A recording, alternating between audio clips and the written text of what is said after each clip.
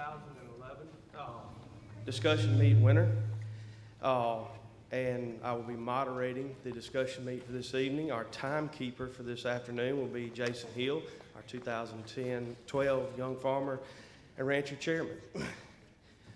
Farm Bureau's strength depends on its members' ability to analyze agricultural problems and decide on solutions to best meet their needs. The discussion meet is designed to simulate a committee discussion, and active participation are expected from each of the committee members. By participating, members build basic skills, develop a keen understanding of important agricultural issues, and explore how groups can pool their knowledge and resources to reach a consensus and solve problems. This afternoon's topic is what can be done to encourage young farmers and ranchers to return home to the farm if it means living in a rural area that does not provide the same amenities such as education, healthcare, technology as a metropolitan community. This year, I'm pleased to announce that we had 6 participants competing in our discussion meet. Due to the great participation, we held 2 preliminary rounds on Saturday morning. Our 6 contestants were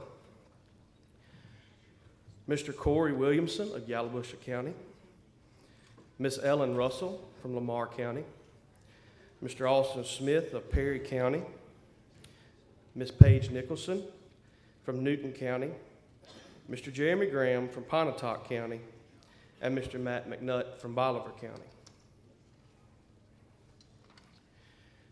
During these 2 preliminary rounds, the contestants discussed the topic, how can Farm Bureau play a role to ensure the viability of quality agricultural education programs within our schools?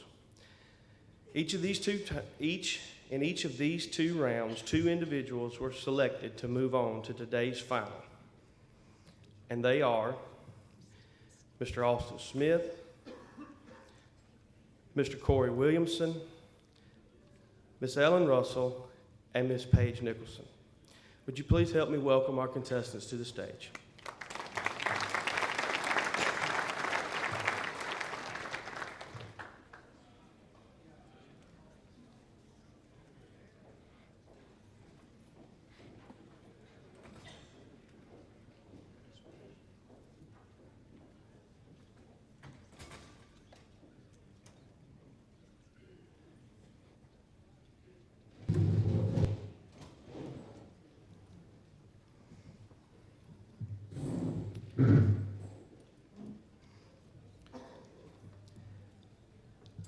Once again, our topic for this afternoon, what can be done to encourage young farmers and ranchers to return home to the farm if it means living in a rural area that does not provide the same amenities such as education, healthcare, and technology as a metropolitan community? Contestants will, at this time, in a voluntary order, have a chance to make their 30-second opening statement. In order to encourage young farmers and ranchers to return to the farm, we need to engage them in genuine discussion and dialogue so that we might better understand the needs of today's young farmers and then take a proactive approach to providing for those needs. Further, we must get the message out that our nation's economy, the backbone of that economy, has been agriculture since the nation's inception. If our young farmers and ranchers return to the farm and return to their roots and receive the support they need and deserve, agriculture will be the backbone of our nation's economy for generations to come. I look forward to discussing the steps we can do to provide for the needs and wants of young farmers with each of you today. Thank you.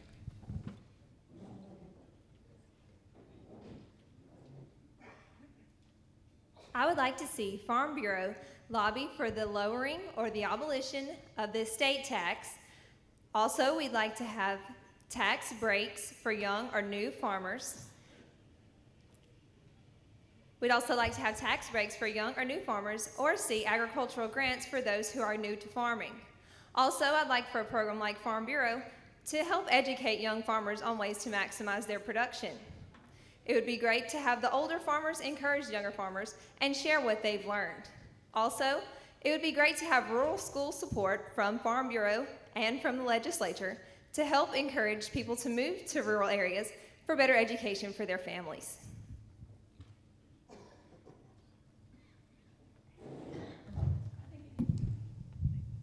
I think encouraging our young farmers and ranchers to return to the family farm in their rural communities is vitally important to our future. I think it provides security for agriculture production for many years to come. I think we need to look at the amenities that these young farmers and ranchers are looking for, and we need to look at what things that they're asking for and take that in consideration so that we can develop those amenities in our current communities, revitalize and energize them, and prioritize their needs.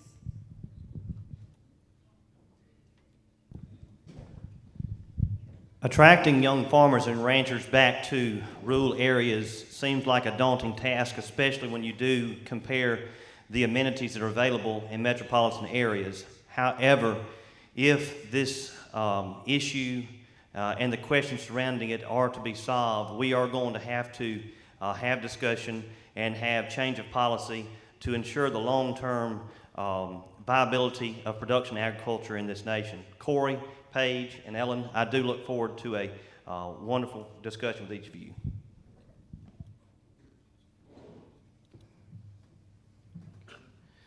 Okay, at this time, we will begin our 25-minute discussion on this topic.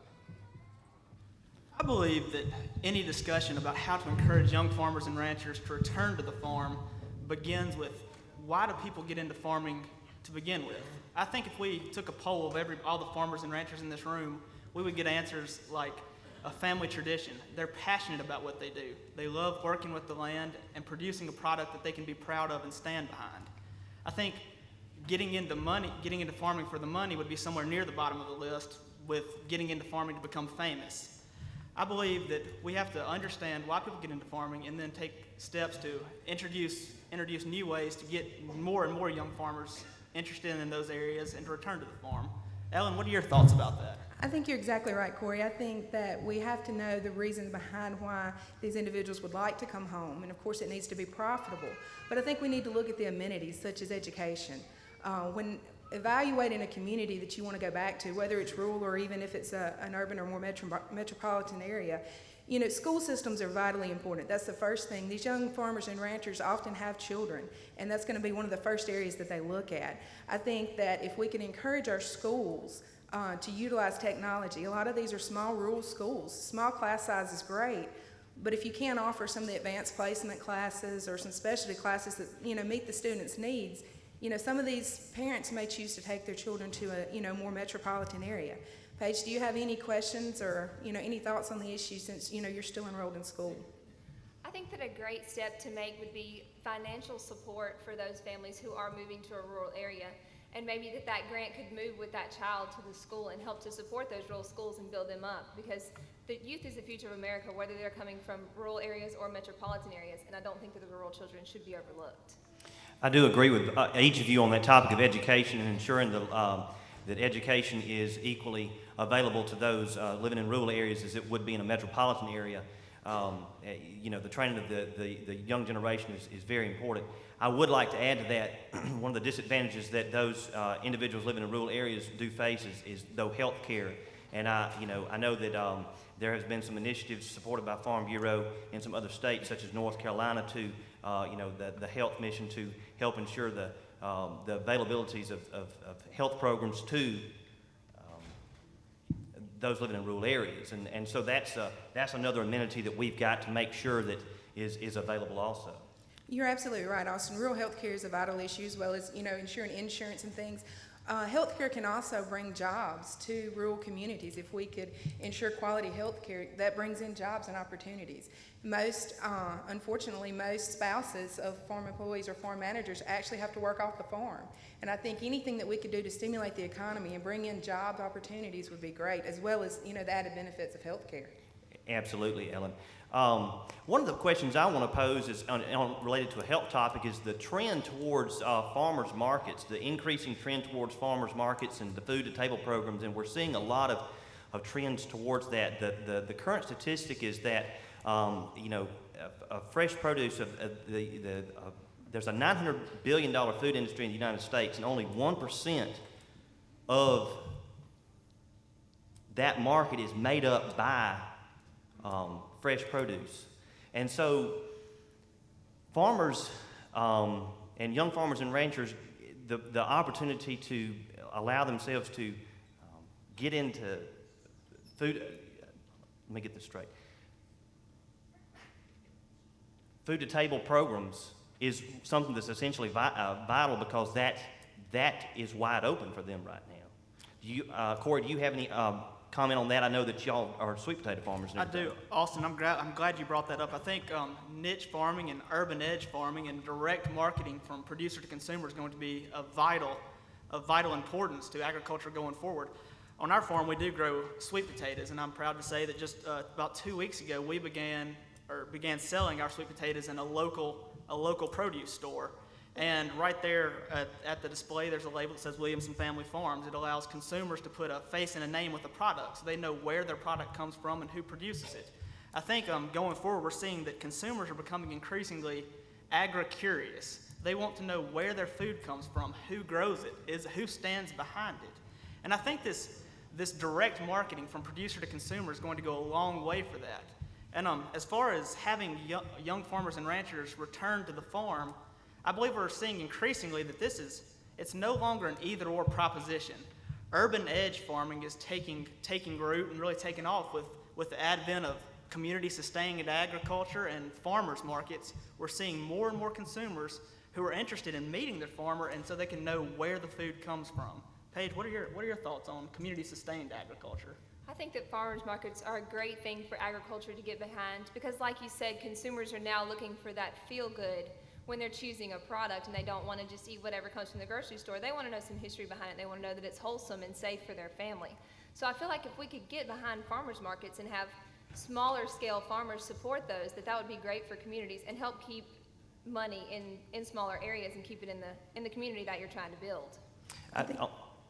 On that topic, I understand that Cisco is trying to, the Cisco, the food distribution company is wanting to perhaps go towards a local program where they can have 15 farms or so in essentially a co-op where they're essentially loading out trucks, and on that adds to that. Go ahead, Ellen, do you have a comment on that? Yes, I just wanted to go back with what Paige was talking about on the niche markets. Agritourism plays a vital role in that. You spoke about, consumers wanting to get to know the farmers, and I think that agritourism is an excellent way to not only increase our profitability and our bottom line, which is what we're all focused on, but it's a way to engage the consumers in the production agriculture and the process that's going on. It's an education process, and it allows them to make more informed decisions when they go to the market, whether it's a farmer's market or a grocery store. That's very true, and those informed decisions go beyond buying food. They go also to the voting box, and they will help us get these legislation pieces that we need. If the people have a good feeling about their farmers and know who they are and what they need, then maybe we can get more done. I think y'all, Ellen, you brought up a great point with agritourism and agricultural education. I think for those of us who were here watching the video a moment ago when Representative Sullivan received the award, in the video he mentioned that one of the best ways to inform adults is by informing their children. And getting children out there to farms that have agritourism, such as in my county where we have the Fiddling Rooster, see lots of children out there, and they take what they learn on the farm home and tell their parents. And I think that's a very powerful tool to get the message of agriculture out. I think we all agree that community agriculture, farmers markets, and education is going to be a very important part of agriculture going forward. But I think maybe we need to shift the focus a little bit to farming has to be a viable career. Like Ellen mentioned a moment ago, the bottom line is important. Now, we may not get into farming for the money, but it's an important part of it. You have to be able to pay the bills to continue farming. And I know that a lot of stress is often placed on young families not knowing if there's going to be another year of a farm operation. And I think we have to take positive and proactive steps to help support our young farmers, get our message out there so that consumers support our young farmers, so that farming becomes a more and more viable career option for young people to return to the farm. Ellen, do you have any thoughts on that? I do, and I think that it is vitally important that we are able to pay our bills and to continue production agriculture and keep the food costs down for our whole nation. But I think that in order to encourage that and to maybe make the process a little easier, we need to focus on the community itself. The community has to, no matter how rural, has to entice these young farmers and ranchers to come back. Maybe we need to look at capitalizing on some of, the social impacts of things, if there's not a youth league for their baseball team, if there's not a, community swimming pool, there's aspects, things that don't cost a whole lot of money, and there's grants and things out there to get that can increase the value of the community to, any homeowner, but as well as the young farmers and ranchers who are looking and making those critical decisions as to which way to go, what path to take with their life. Ellen, could you expound on what the Extension Service, I know that you work with Extension Service, and what the Extension Service has done to help with rural development on those aspects? The Extension Service plays a vital role in extending out to the community from the university. All the research that's there, any kind of data, things like that. We have specialists in leadership who can help train your community leaders. We also have specialists in community development, and we are part of the Southern Regional Development, Community Development, and that's the southern states. We send out newsletters and things like that. We have technology that is tremendous. We have a distance education program which would allow rural communities as well as metropolitan communities, but we're in every county, so we have this technology in every county which will allow you can continue your higher education, you can go in for workshops, you could do planning for marketing of your own products. There's numerous things and ways the Extension Service could help with this, absolutely. That's wonderful. I'm glad to know that some of that infrastructure is there, but do either of you have any comment on what you think could be done to help and improve that from at least what the Extension Service is doing? Well, yes, I think, and Farm Bureau does a great job with leadership training. I know one program is Partners in Agricultural Leadership. That helps prepare young farmers and ranchers to take the reins of maybe their already developed family farm or ranch, or to start their own. Further, we have the Farm Bureau women's programs, which do a great job of help train women farmers and wives of farmers to take up leadership roles in agriculture. I think the women are a very vital resource to agriculture going forward, and I think these leadership programs are an excellent point of that, and I think they help with helping train new leaders. They'll help develop that infrastructure that we so desperately need to help draw young people into the rural area to take up the torch of farming going forward. Paige, do you have any thoughts about the women's programs going? Yes, any type of ambassador that you can employ to help spread the news of farming and teach people that it's not the same old dirty job that it used to be. If we can teach someone what kind of technology and what a great job this is and what a great career it is to choose, that would be a great thing for encouraging young people to come back if we got the image of the old dirty farmer out and made it to a more modern profession. And I think that's where technology comes into play. I think if we can tell our story through social media, if we can tell our story through any type of interactive process, I think technology is the key. Technology can be implemented in our rural schools. It can allow a classroom of 3 to be connected to a classroom of 100 4 states over, and get that specialized education that they need. It can be used as a marketing tool. You can market your product. You can, buy anything that you need. So it kind of bridges that gap. You're not sitting out in a rural community without the things that you would have in a metropolitan community. You can have anything you need, and I think that's where the broadband initiative is very important, is getting broadband service to all of our, rural areas. Yes, ma'am. I think the broadband is very, very just crucial to the advancement of farming. And also, like we said with the women, while farmers are out there feeding cows and doing things that take up all their time, their women can be helping. I'm not saying women can't be farmers, because they definitely can, but a 2-person household, one of them can help with the PR and the marketing type thing and make it more like a family business. And if we could bring the healthcare and the education up to par, then that would be more like running a small business instead of being alone on a family farm. But what we have to find about here in our own state, though, is that currently there's so many counties that are disadvantaged that don't have that broadband expansion. That broadband expansion has not taken place into those counties.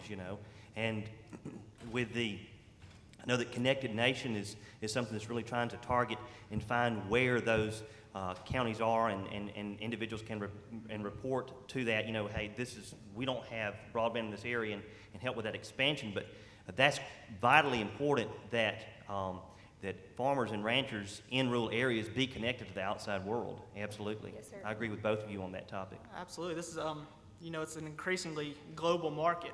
Our farmers and ranchers here in the U.S. and here in Mississippi are increasingly competing with people from other countries across seas, and I think a big part of our competitiveness will be our ability to access the internet, have access to the Chicago Board of Trade at all times so we can get the best prices for our corn and commodities. I think that's vitally important. Ellen, you mentioned a moment ago, social media is an important part of getting the message of farming out there. I've heard, if we don't tell our story, somebody else will. And I think Farm Bureau has really taken a step to getting the ball rolling in that arena with their Farm to School programs, their My American Farm program, the interactive social media game, and the Ultimate Challenge, a way to get younger people interested in farming that might otherwise not have the opportunity to get out there and get their hands in the dirt. I think that's a really a step in the right direction. Austin, do you have any thoughts about the My American Farm program supported by Farm Bureau? My American Farm programs, if we're going to support farms at the local level and make sure that individuals and kids are able to get their hands in the dirt like you were talking about, that's a great opportunity. That's an absolutely great opportunity.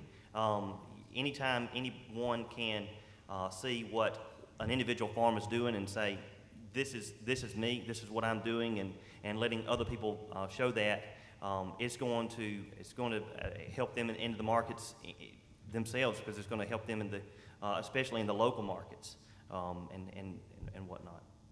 I think you're right. I think anytime we can tell our story, we need to.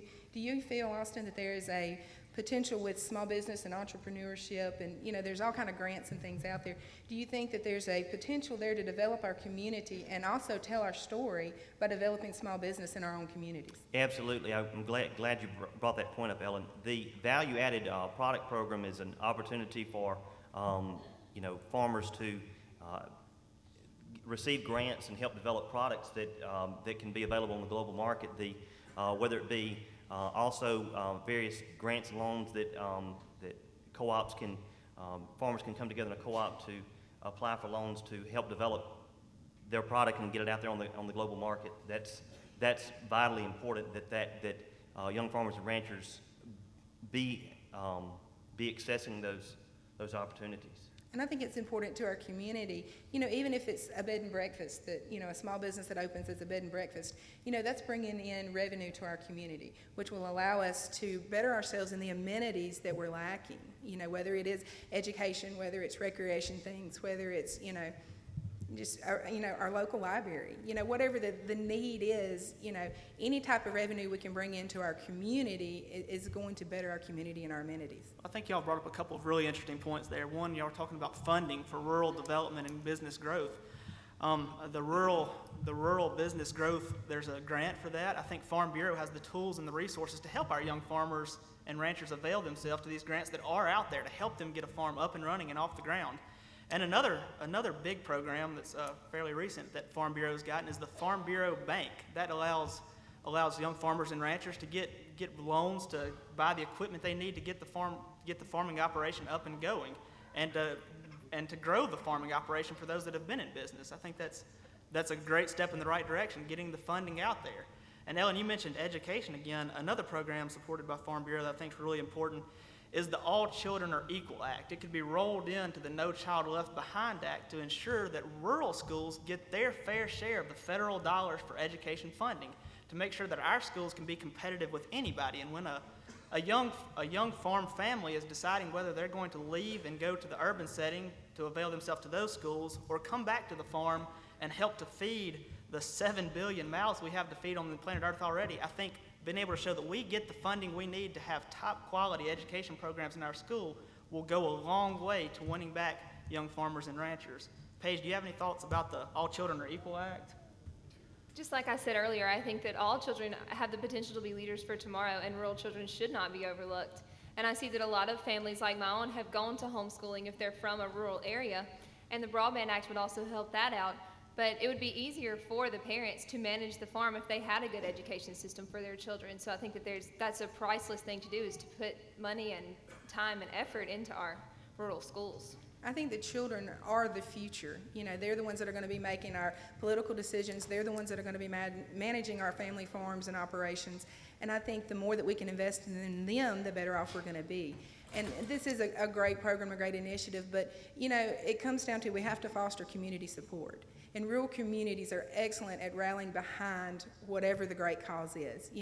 It's great that everybody knows everybody, and then again, it's not, but everybody supports everything. And I think that our schools are a great cause to get behind, and I think our community can benefit when they engage everyone in standing behind the schools and encouraging them to press forward in fundraising for technology, for whatever books, anything that they need. And I think they'll see the community support from our rural constituents. But I do agree with you, Ellen, right there on that topic, that that a community as a whole engaging together, working together, will help the community in the long run. But the unfortunate thing is so many times that they don't know what is available to them. And so on that topic, how do you feel that we can make sure that those ideas are getting out to the individuals in those areas?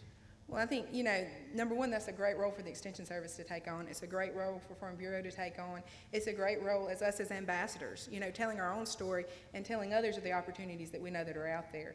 As well as I do. You can send out newsletters, you can, even post it on the web.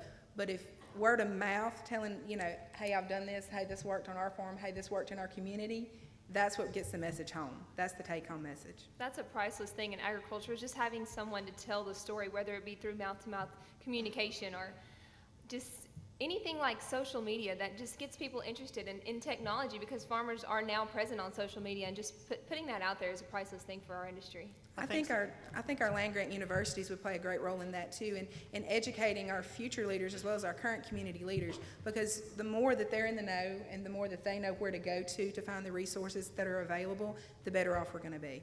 I think in our discussion so far, we've all agreed that community agriculture, getting the necessities and basic needs and some of those amenities that urban settings have is going to be vitally important to attracting young farmers and ranchers back to the farm.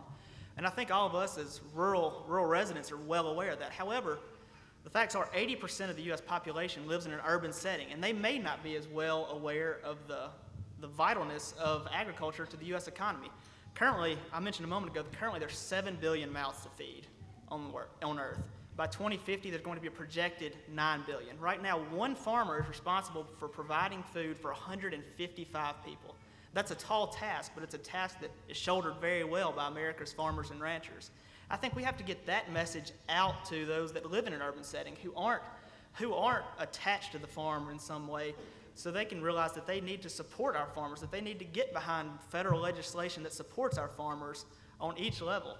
I think it's very important to get our message out to those who aren't from a rural community like we are. Austin, what are your thoughts on that? I agree totally with you. I shoot another statistic at you that we've got the 7 billion people on the face of the earth, and right here in the breadbasket United States, and right here in the United States, we feed ourselves plus 20% of the rest of the world. And if we're going to survive in this global market, if American ag producers are going to survive in this global market, we've got to market ourselves in the right way.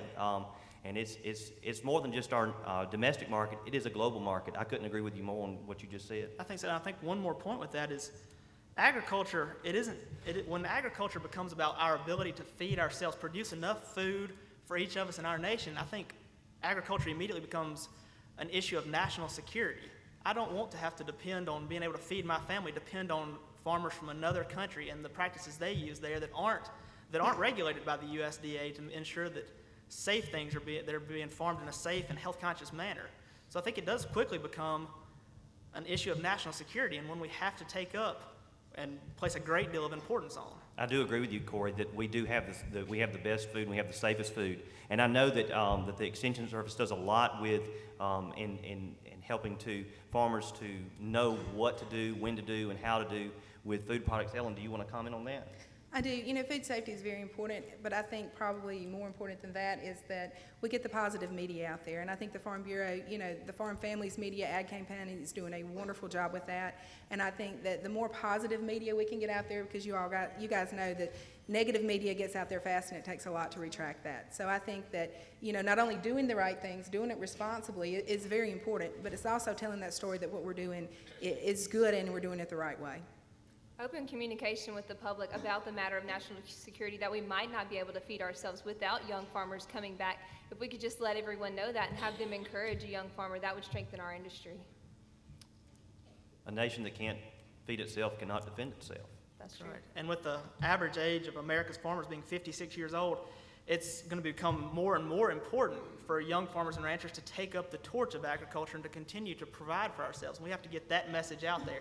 And as I mentioned a moment ago, if we don't tell our story, someone else will. And oftentimes those are going to be special interest groups, such as the Humane Society and people, and PETA, people who we do not want telling the story of agriculture, I assure you. And Paige, you mentioned something just a moment ago that's absolutely true about a negative comment getting around much quicker. Winston Churchill once said that a lie will get around the world twice before the truth has a chance to get its pants on in the morning. And I think that's an important thing to keep in mind. It's very important that we get our message out there, not only in our rural communities, but we get them out there to the urban consumers, those people who are going to buy our products and help support us, and who are voters, and who will vote on federal legislation that affects agriculture. Our consumers want our products. They want our products, but you know the unfortunate thing is they don't want us to use modern technology to do it sometimes. And whenever modern technology in the world, and there's such things as you go to the doctor and you get an MRI, but they want us to farm like we were, farming in 1930 or something like that. That's just, but if we market ourselves correctly, they're going to come on to us. And I believe Jeff Fowle brought some of those topics up yesterday, and I can't say it better than he could.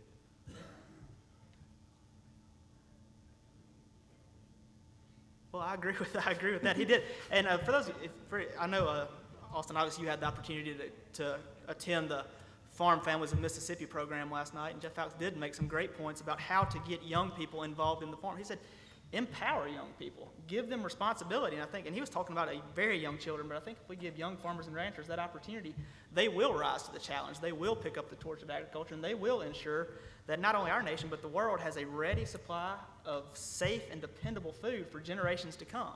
And I think that's something we should all be thankful for, and should get the message out there that people should thank a farmer for their food, the food on their plate, the shirt on their back. Yes, sir, absolutely. Thank you very much. Thank you very much, contestants. At this time, I will ask the audience to give a quiet time for 1 minute. We're going to allow the contestants an opportunity to prepare their closing statements.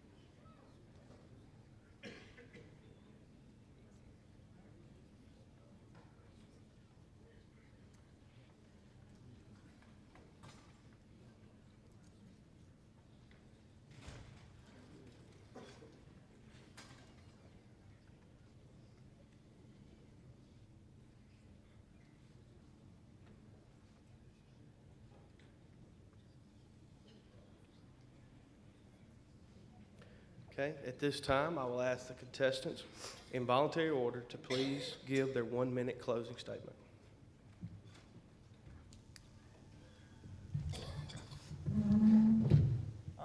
Paige, Austin, Ellen, I appreciate the opportunity to discuss this vitally important issue. How do we keep agriculture strong so we may continue it into the future generations? I think we all brought up some great points were brought up. Austin, the importance of agriculture in the attempt to feed our nation as in the world. Ellen, the programs with the Extension Service to help get our message out there, and the amenities we need to have in our community to help draw young farmers and ranchers in. And Paige, I think you made great points with the broadband initiative, getting internet service to the most rural areas so that we can compete in a global market. I think those are all vitally important, and they're all important because we have to have more young farmers and ranchers to take up the torch of agriculture from the older generation who has so successfully produced a safe and dependable supply of food for us going forward. And I think the question boils down to whether you want to feed your families the safest and best food produced on American soil by American farmers and regulated by the USDA, who ensures that their food is grown in a proper way, or do you want to feed your families with food grown in another nation?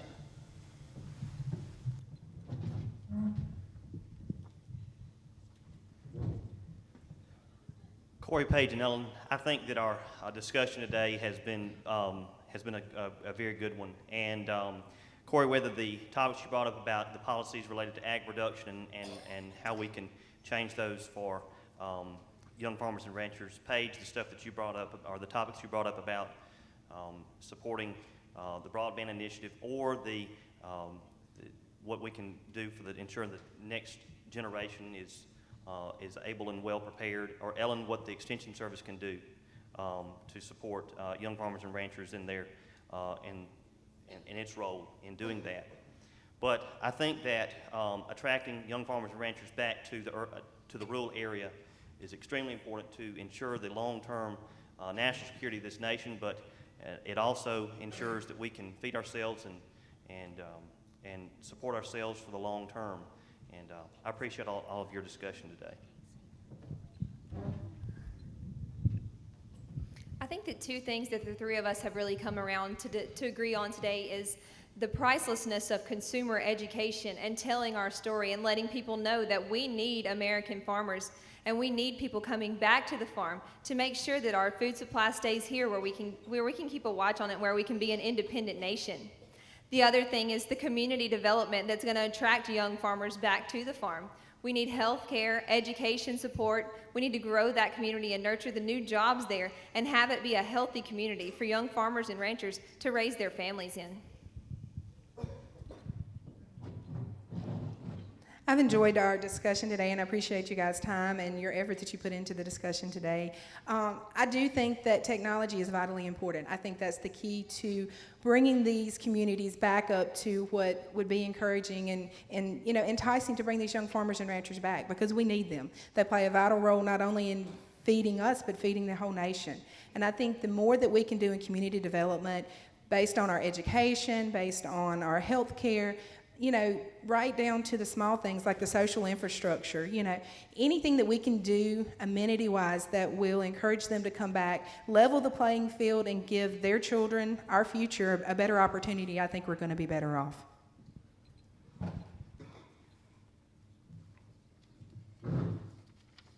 All right, thank you, contestants. Let's give them a round of applause for their efforts today.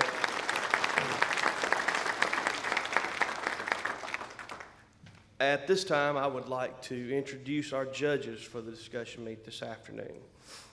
We have Mrs., and I may mess this name up, but Amalia Levin Kent. She is from Louisiana. She is the YF&R Outstanding Young Farm Woman winner and discussion meets finalist and cattle rancher.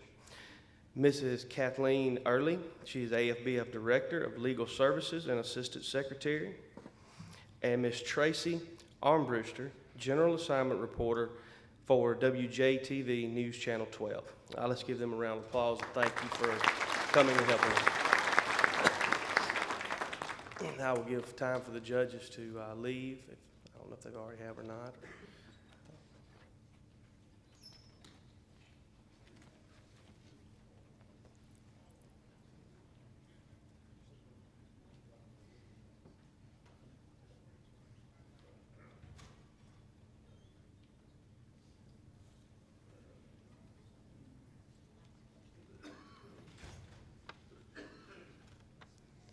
Okay, at this time, we're going to take a break from the competition, and I'm going to ask each of the contestants, in no particular order, just to stand up and tell us who they are, what they do, and a little bit about themselves.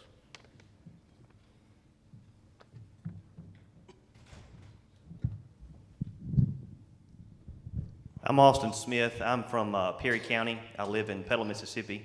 I'm an instructor of biology at Jones County Junior College, but I also have a beekeeping operation that my family and I operate, and we've been doing it for several years, and it's grown, and so we've been able to participate in some of the farm-to-table programs and farm-to-shelf programs and whatnot, and I'm just glad to have the opportunity to participate in this discussion meeting.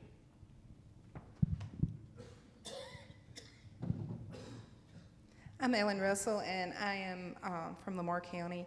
I am the 4-H agent in Covington County. My husband and I also have a small cattle operation, hay operation, and a poultry farm. My name is Corey Williamson, and I'm from Yalobusha County. Our family farm grows sweet potatoes, corn, and cotton in that area. And I just enjoyed the opportunity to speak with y'all today. I think this is a great program, and I look forward to seeing it continue in the future.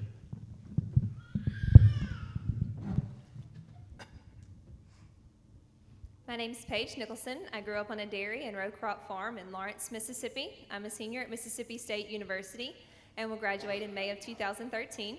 I previously served as a Mississippi Beef Council intern. I'm the current Miss Rodeo Mississippi and aspire to serve as Miss Rodeo America. Then obtained a master's degree from Mississippi State and work in agricultural advocacy.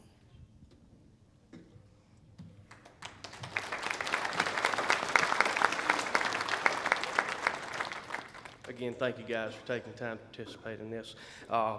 The winner for this will be announced tonight at the general session this evening. And at this time, I'll ask the contestants to return to the audience. If I would, give them another round of applause. Thank you.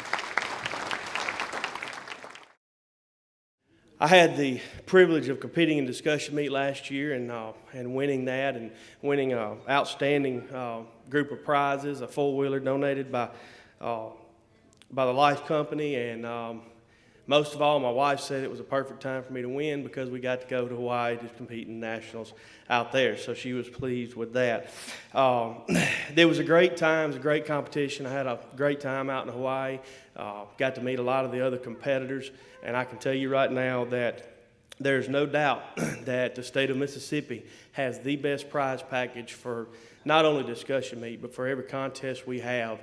Speaking with the other ones, you know, they may have received a chainsaw or some cash prizes or stuff, but we definitely have, we're a cut above when it comes to that, and we treat our contestants very well and our winners. This time, I'd like to thank our sponsors, and as I call them, if they'd like to come up, we'd like for them to come up and say a few words. And I'd like to thank, first off, Mr. Robert Ward. Mr. Ward is Vice President and Controller of Southern Farm Bureau Life Insurance, and they are the ones sponsoring the four-wheeler that we have.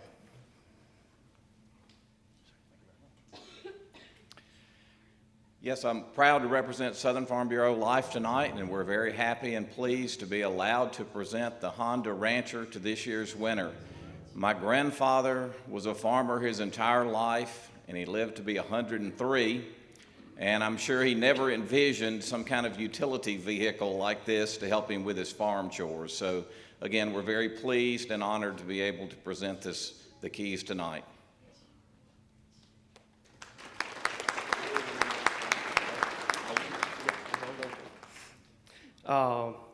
Next, I would like to introduce Mr. Stan Wood. Mr. Wood is from Watson Quality Ford, and they give a $500 cash prize to the winner.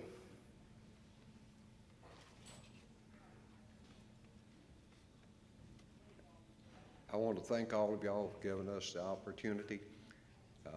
Ford should be connected to Farm Bureau because Henry Ford was the first one to make a Ford vehicle for the farm family.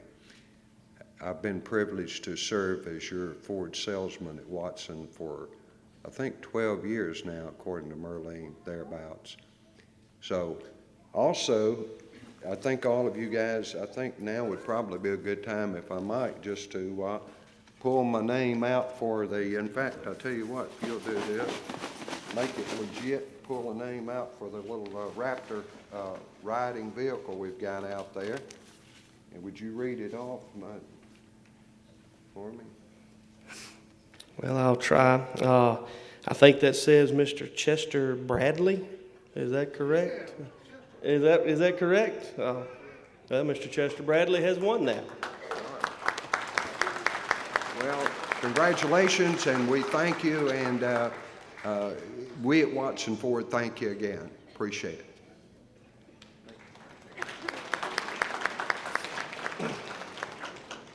And also tonight, Mr. Joe Heyman. Mr. Heyman is CEO of Southern Ag Credit. Southern Ag Credit provides the $100 for the regional participants, $250 for the finalists, and the $500 for the state winner. Unfortunately tonight, Mr. Heyman cannot be here with us, but he sends his best and his congratulations to all the contestants and the winner. Now, on Saturday morning, we had our preliminary round with our 6 contestants from around the state. Those 6 contestants were Mr. Corey Williamson from Yalobusha County, Miss Ellen Russell from Lamar County, Mr. Austin Smith from Perry County, Miss Paige Nicholson from Newton County, Mr. Jeremy Graham from Pontotoc County, and Mr. Matt McNutt from Bolivar County. These contestants discussed the question, how can Farm Bureau play a role to ensure the viability of quality agricultural education programs within our schools? Now, from these rounds, there were 4 finalists chosen, and they competed this afternoon, and their question that they discussed was, what can be done to encourage young farmers and ranchers to return home to the farm if it means living in a rural area that does not provide the same amenities such as education, healthcare, and technology as metropolitan communities? Those 4 finalists were Mr. Austin Smith of Perry County, Mr. Corey Williamson of Yalobusha County, Miss Paige Nicholson of Newton County, and Miss Ellen Russell from Lamar County. Please give all of our contestants a final round of applause for their efforts.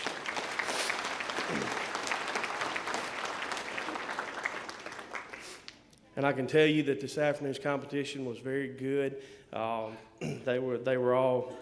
did very well. I definitely would have been nervous if I'd have been sitting there with them because they did an excellent job. And without any further ado, the winner of the 2012 Young Farmer and Ranchers Discussion Meet is, if I can get this open, all right, Mr. Corey Williamson.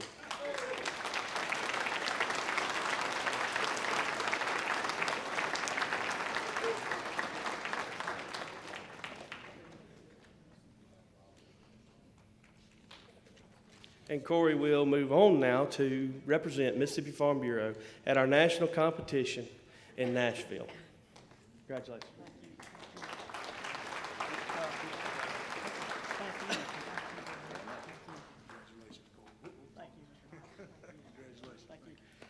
Thank you all very much. I'm so excited. I may ride that 4-wheeler back to Yalobusha County this evening if I get a chance. If I can get my wife on the back of it, we'll see. I want to thank all the sponsors. Thank y'all so much for all y'all done for Farm Bureau. Thank you, Farm Bureau, so much for this opportunity. And I want to thank just all the farmers out there in the audience tonight. Thank y'all, the farmers and ranchers, all you do. Why don't you give yourselves a round of applause? Without you, we wouldn't be here at all this evening. So thank y'all. And I want to give one final thanks to Mr. Steve Cummins. He was our former county agent from Yalobusha County, and I've been with him since 4-H when I was a young boy, and he's been with me and gotten me in these kind of things my whole life. So thank you, Mr. Steve.